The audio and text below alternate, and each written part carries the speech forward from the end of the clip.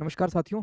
आज हम HCF LCM के बिल्कुल बेसिक कॉन्सेप्ट्स, बिल्कुल बेसिक क्वेश्चंस को करेंगे, जिससे समझेंगे कि एचसीएफ होता क्या है और एलसीएम होता क्या है। इस तरीके से बेसिक कॉन्सेप्ट्स को समझते हुए हमें अपने मैथ के डर को ही खत्म करना है। ये है आपका पार्ट 1। इसके बाद पार्ट 2 भी आएगा, पार्ट 3 भी आएगा। एक तरीके से एचसीएफ एलसीएम के जितने भी इंपॉर्टेंट कॉन्सेप्ट्स होते हैं एडवांस लेवल तक, उनको हम तसल्ली से कवर करेंगे। तो सबसे पहले मेरे भाई, एलसीएम होता क्या है? Least common multiple. मल्टीपल का मतलब होता है गुणज, यानी कि मान लो कोई संख्या है 12, तो 12 के मल्टीपल क्या होंगे? पहली संख्या 12, दूसरी संख्या 24, तीसरी संख्या 36। इस तरीके से आपके मल्टीपल या गुणज चलते जाएंगे। कॉमन कब लेते हैं मेरे भाई? जब आपके पास दो या दो से ज्यादा संख्याएं हों। कॉमन कब लेंगे? जब दो या दो से ज्यादा संख्याएं होती हैं, दो या दो से ज्यादा। और लीस्ट का मतलब होता है सबसे छोटी संख्या, यानी एलसीएम का मतलब क्या हुआ? एक ऐसी सबसे छोटी संख्या जो दी गई सभी संख्याओं से डिवाइड हो जाती है, भाग हो जाती है। जैसे मान लो हमारे पास तीन संख्याएं हैं, n1, n2 और n3। एलसीएम वह सबसे छोटी संख्या होगी जो इन तीनों संख्याओं से डिवाइड हो जाती है, इन तीनों संख्याओं से भाग हो जाती है। जैसे एक सिंपल सा एग्जांपल देता हूं मेरे भाई। मान लो एक संख्या है 12 और दूसरी संख्या है 20।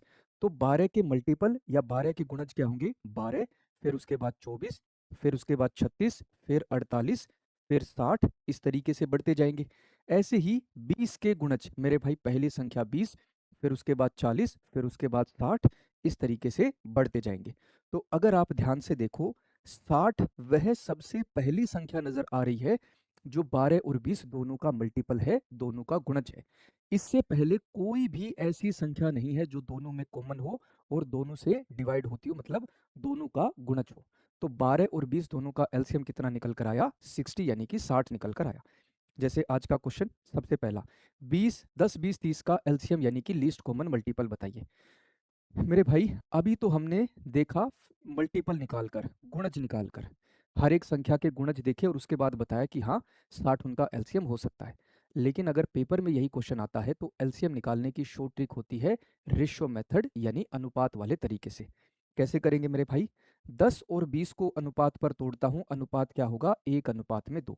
तो या तो 1 को 20 से या 2 को 10 से मल्टीप्लाई कर दो, एलसीएम क्या हो जाएगा? 20।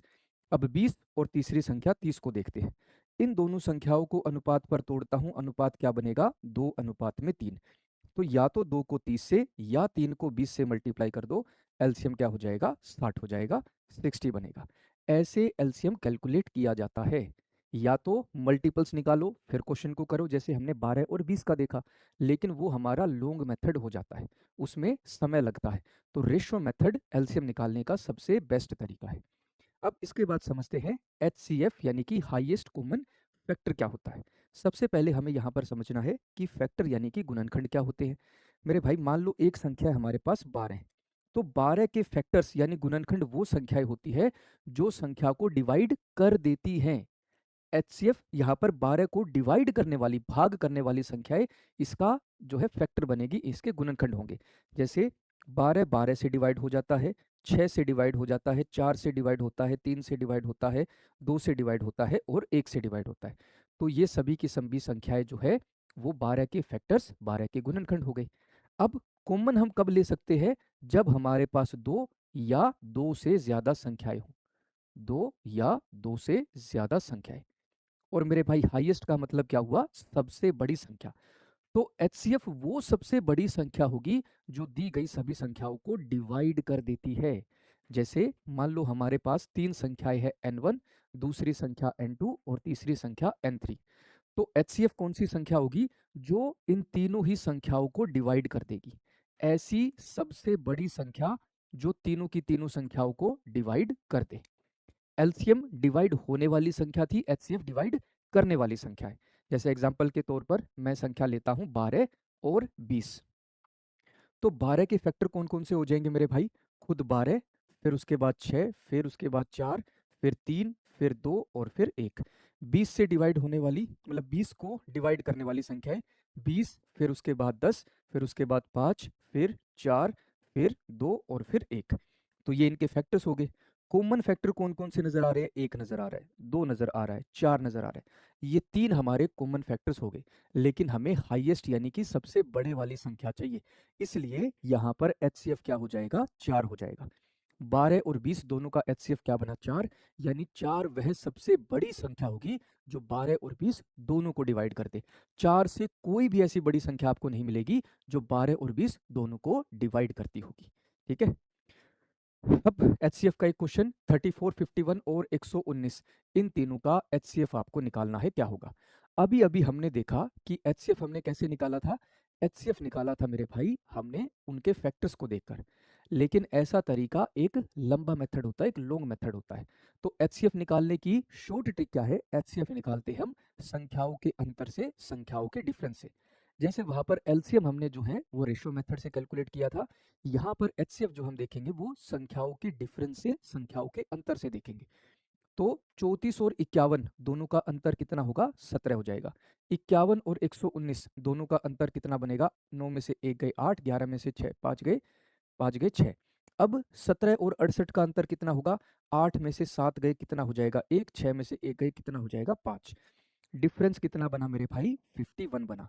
तो एचसीएफ या तो 51 होगा, एचसीएफ या तो 51 या 51 का कोई फैक्टर, 51 का कोई फैक्टर, कोई गुणनखंड बनेगा, कोई फैक्टर या फिर गुणनखंड होगा। जैसे मेरे भाई इन चारों संख्याओं में 51 क्या मेरे भाई 34 को डिवाइड करता है? 51 जो है वो 34 को पूरे तरीके से डिवाइड नहीं करता, तो 51 इसका एचसीएफ नहीं बनेगा। 51 के बाद इसका अगला फैक्टर कौन सा होता है मेरे भाई? 17। अब जरा चेक करो, क्या 17 इन तीनों संख्याओं को डिवाइड करता है? भाई 17 34 को 2 पर डिवाइड कर देता है, 17 3 पर 51 को डिवाइड कर देता है, 17 7 पर 119 को, यानी 17 जो है इन तीनों ही संख्याओं को डिवाइड कर देती है।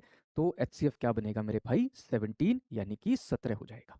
ठीक है, इस तरीके से हमने समझा कि एचसीएफ क्या होता है। अब मेरे भाई यहाँ पर आपको एक चीज समझनी है कि थोड़े से इस तरीके के क्वेश्चन जहां पर आपको बेसिक कंसेप्ट को बड़े अच्छे से यूज करना है। मतलब मान लो मैं ये कहता हूं कि संख्या 7 और संख्या 9 का एलसीएम बताइए क्या होगा, लीस्ट कॉमन मल्टीपल बताइए क्या होगा। अब मेरे भाई एलसीएम हम निकालते हैं रेशियो मेथड से, अनुपात वाले तरीके से। तो जब संख्याएं हमारे सामने पहले से ही अनुपात पर हों, पहले से ही रेशियो पर हों, 7 और 9 पहले से ही अनुपात पर है, तो इनका एलसीएम क्या होगा मेरे भाई? दोनों संख्याओं को मल्टीप्लाई कर देंगे, यानी 63 इन दोनों संख्याओं का एलसीएम हो जाएगा। ऐसे ही अगर रेशियो पर हमें संख्याएं एचसीएफ निकालने के लिए दे दी जाए, मान लो 7 और 9 इन दोनों संख्याओं का मुझे एचसीएफ निकालना है, यानी ऐसी सबसे बड़ी संख्या जो 7 और 9 दोनों को ही डिवाइड कर दे। तो मेरे भाई 7 और 9 तो अनुपात पर दी गई संख्याएं हैं, रेशियो पर दी गई संख्याएं हैं। जब संख्याएं पहले से ही रेशियो पर होती है, पहले से ही अनुपात पर होती है, तो ऐसी संख्याओं का एचसीएफ हमेशा कितना होता है? 1 होता है। कितना बनता है? 1। संख्या 1 के अलावा कोई भी ऐसी संख्या नहीं होगी जो 7 और 9 दोनों को ही डिवाइड कर दे। तो इस तरीके से आपने समझा कि एचसीएफ का बेसिक कंसेप्ट क्या होता है और एलसीएम का बेसिक कंसेप्ट क्या होता है। एलसीएम वह सबसे छोटी संख्या जो दी गई संख्याओं से भाग हो जाती है, भाग होने वाली संख्या। एचसीएफ वह सबसे बड़ी संख्या जो भाग कर दे, यानी कि डिवाइड कर दे। तो एचसीएफ और एलसीएम में ये बेसिक कंसेप्ट होता है। अब पार्ट 2 में इनके बिल्कुल बेसिक क्वेश्चंस को लेंगे और पार्ट 3 में आपको कुछ एडवांस क्वेश्चंस कराए जाएंगे। और इस तरीके की इंफॉर्मेशन वीडियो के लिए जुड़े रहिए रोजगार with Ankit defence YouTube channel पर। जय हिंद।